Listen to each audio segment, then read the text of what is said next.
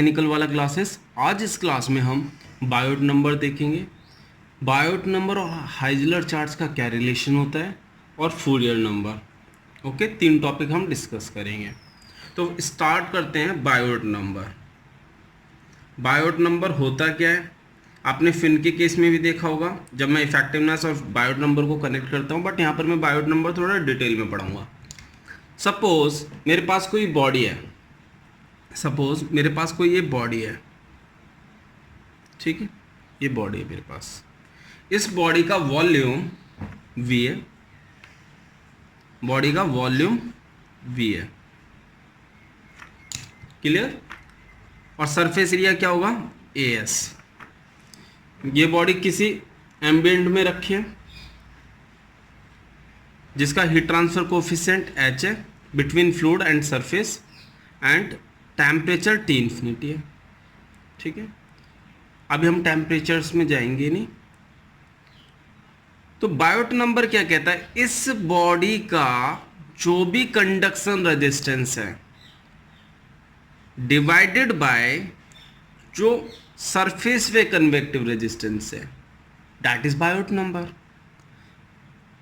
Body का conduction resistance, internal conduction resistance divided by surface convective resistance between surface and fluid is the Biot number, clear. Suppose thermal conductivity solid की क्या है, K, very important. K here is the thermal conductivity of solid, okay. तो Biot number को लिखते हैं, Biot number is denoted bye BI। Biot number is internal conduction resistance upon external convective resistance. Internal conduction resistance within the body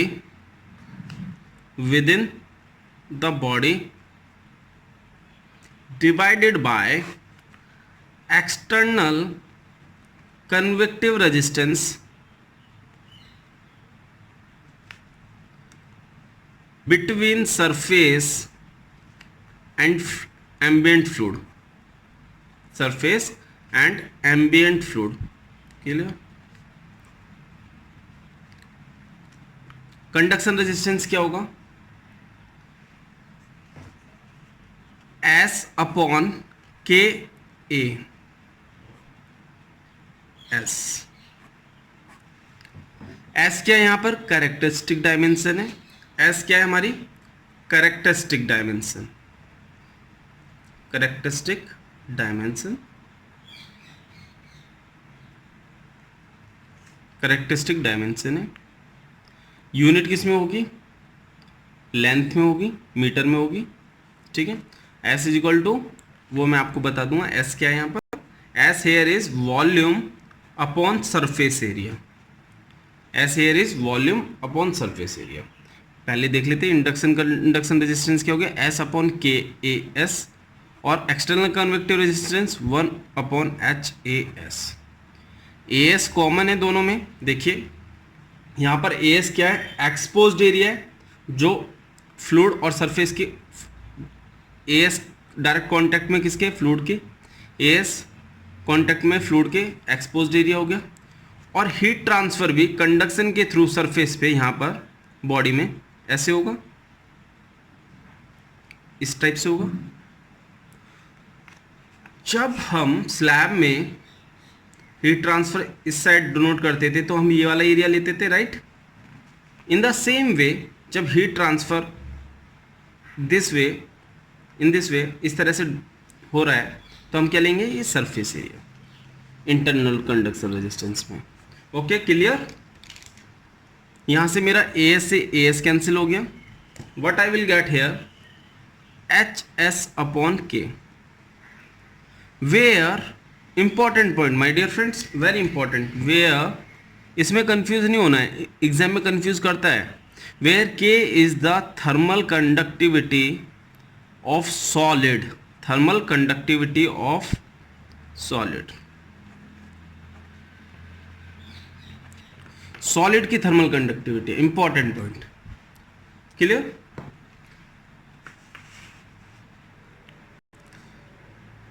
H S upon के, heat transfer coefficient ऊपर है, thermal conductivity नीचे है।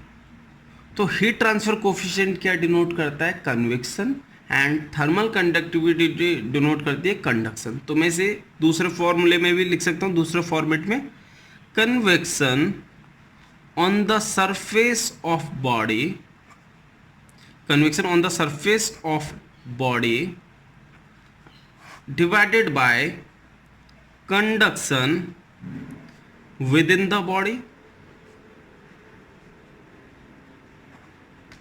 लिख सकते हो? क्लियर? तो ये बायोट नंबर की हमारी डेफिनेशंस हो गई। फर्स्ट ही कंडक्शन रेजिस्टेंस की टर्म में, और ये कंडक्शन कन्वेक्शन की टर्म में। फॉर्मूला ये हो गया हमारा। एग्जाम में ऑब्जेक्टिव्स जो आते हैं आईसीआर ईसीआर में बोलते हैं, तो आपको आईसीआर ईसीआर याद रखना है कि ICR here is internal conduction resistance and ECR here is external convective resistance.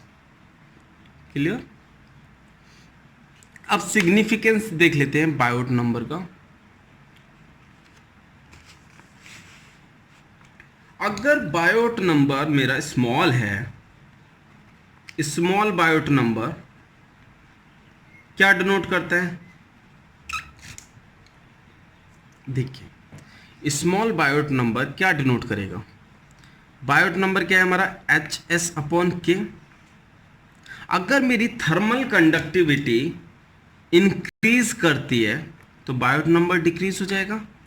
It means अगर मेरी थर्मल कंडक्टिविटी ज़्यादा है, मोर, तो बायोट नंबर क्या हो गया? स्मॉल हो गया। थर्मल कंडक्टिविटी ज़्यादा होने से कंडक्शन जल्दी होगा, कंडक्शन जल्दी होगा। तो आप ये बोल सकते हैं बायोट नंबर अगर स्मॉल है तो कंडक्शन रेजिस्टेंस मेरा कम होगा, कंडक्शन रेजिस्टेंस लेस होगा। कंडक्शन रेजिस्टेंस लेस होगा तो थर्मल और टेम्परेचर ग्रेडियंट्स स्मॉल होंगी, टेम्परेचर ग्रेडियंट्स स्मॉल होंगे। क्लियर? टेम्परेचर ग्रेडियंट्स स्मॉल होंगे। ये समझ में आ गया? बायोट नंबर अगर मेरा स्मॉल है तो कंडक्शन रेजिस्टेंस कम हो गया, क्यों? थर्मल कंडक्टिविटी ज़्यादा है। और आप देख सकते हैं अगर मैं इसे इस फॉर्म में लिखूं, S upon K A upon 1 upon H A S, ये टर्म अगर मेरी स्मॉल होगी तो मेरा बायोट नंबर स्मॉल हो जाएगा, क्योंकि न्यूमरेटर में है ये वाली टर्म। कंडक्शन रेजिस्टेंस लेस हुआ, टेम्परेचर ग्रेडियंट्स स्मॉल हो गए। मीन्स बॉडी के अंदर temperatures at a time almost same होगा। ठीक है, दूसरा देखते हैं। अगर मेरा बायोट नंबर, इसी का अपोजिट कर देता हूं, मोर होता तो कंडक्शन रेजिस्टेंस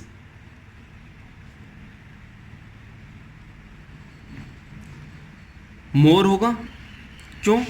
थर्मल कंडक्टिविटी कम हो जाएगी मेरी। अगर ये वैल्यू बढ़ी हुई, थर्मल कंडक्टिविटी उस बॉडी की कम होगी, कंडक्शन रेजिस्टेंस बढ़ गया। कंडक्शन रेजिस्टेंस बढ़ गया तो टेम्परेचर ग्रेडियंट्स बढ़ जाएंगे बॉडी में, और temperature with in the body at a time uniform नहीं होगा। क्लियर? अगर बायोट नंबर मेरा जीरो हो गया, बायोट नंबर जीरो हो गया तो क्या होगा? कंडक्शन रेजिस्टेंस मेरा जीरो हो गया, कंडक्शन रेजिस्टेंस जीरो, और कंडक्शन रेजिस्टेंस जीरो हो गया तो बॉडी के अंदर temperature at every point at any time will remain uniform. Temperature gradients है नहीं, टेम्परेचर ड्रॉप होगा नहीं। जो इस पॉइंट पे टेम्परेचर है वो इस पॉइंट पर होगा, जो इस पॉइंट पे इस पॉइंट पे। मीन्स एवरी पॉइंट पे at a time temperature same होगा। Means temperature gradients are zero, और you can say body is isothermal, isothermal, isothermal. इस केस में बॉडी आइसोथर्मल नहीं होगी when Biot number is more, और इस केस में when Biot number is small body can be approximated as, body can be approximated as isothermal, but exact नहीं होगी isothermal. Clear?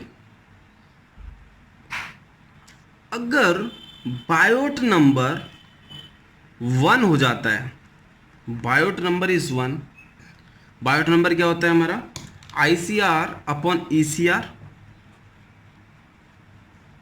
Is equal to 1, ICR is equal to ECR। Means जब मेरा internal conduction resistance external convective resistance के इक्वल हो जाता है, और you can say internal conduction resistance, internal conduction resistance and external convective resistance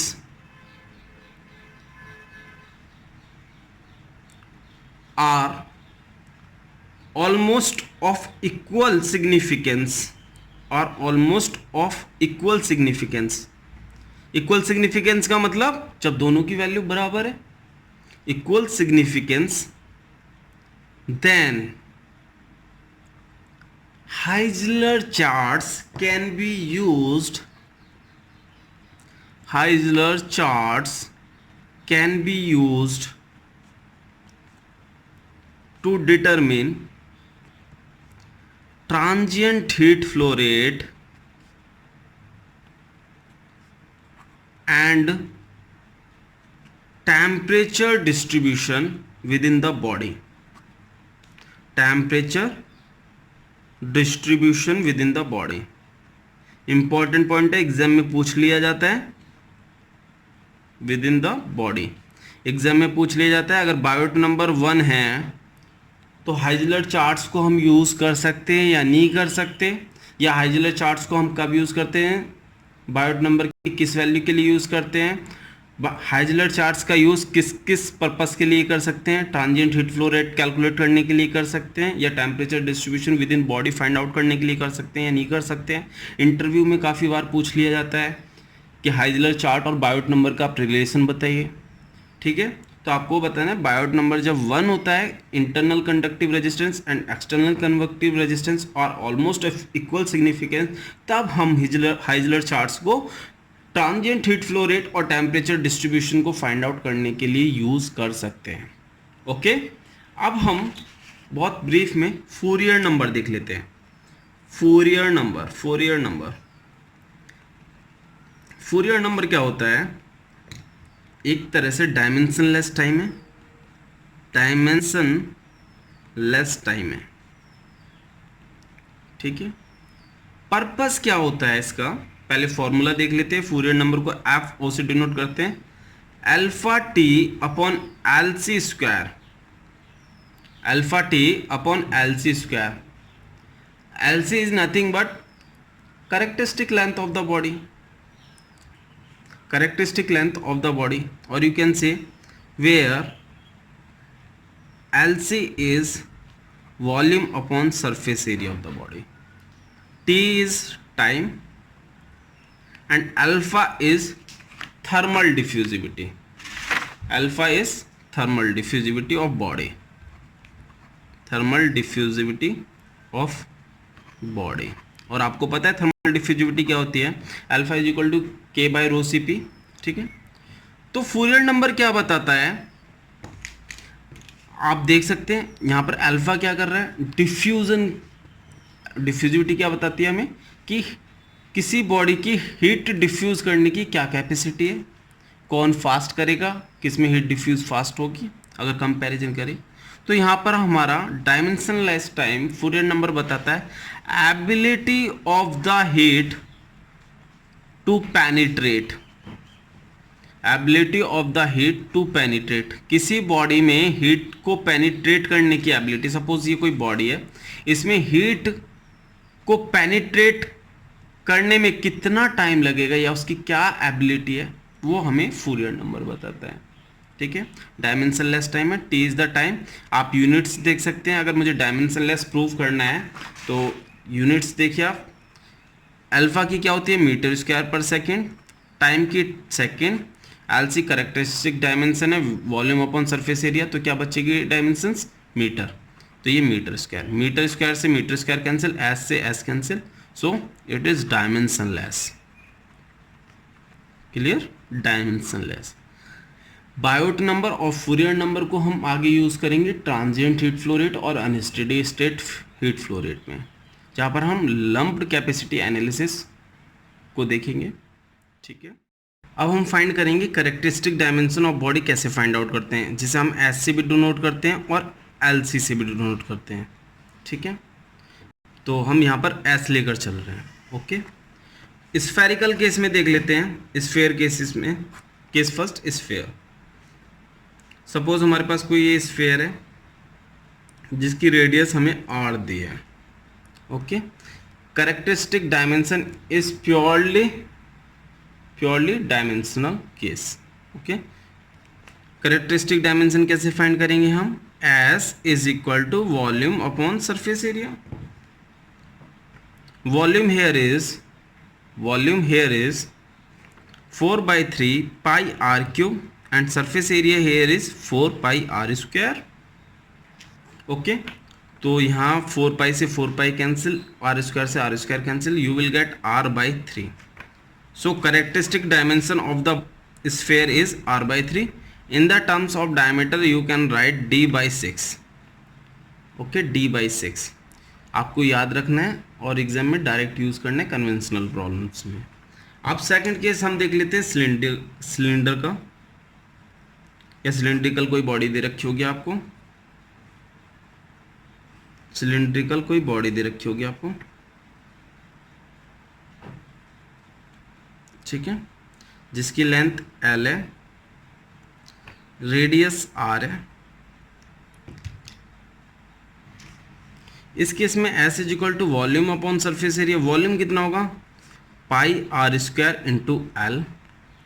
surface area में हम एंड का एरिया कंसिडर नहीं करेंगे, एंड का area in comparison to this surface area negligible होगा, तो ये एरिया कितना हो गया 2 pi R into L, circumference 2 pi r multiply by L, you will get surface area. Here you will get r/2. Characteristic dimension for the cylindrical body r/2 in terms of diameter d/4. Okay, तो आपको ये याद रखना है, जिसका use आप करेंगे Fourier number और बायोट नंबर में। क्लियर? अगर आपको वीडियो पसंद आया हो प्लीज़ लाइक करें, शेयर करें, सब्सक्राइब करें। रेगुलर अपडेट्स के लिए प्लीज़ रिंग द बेल। आप हमें टेलीग्राम पर भी ज्वाइन कर सकते हैं, टेलीग्राम की लिंक वीडियो के एंड में है। Thank you so much.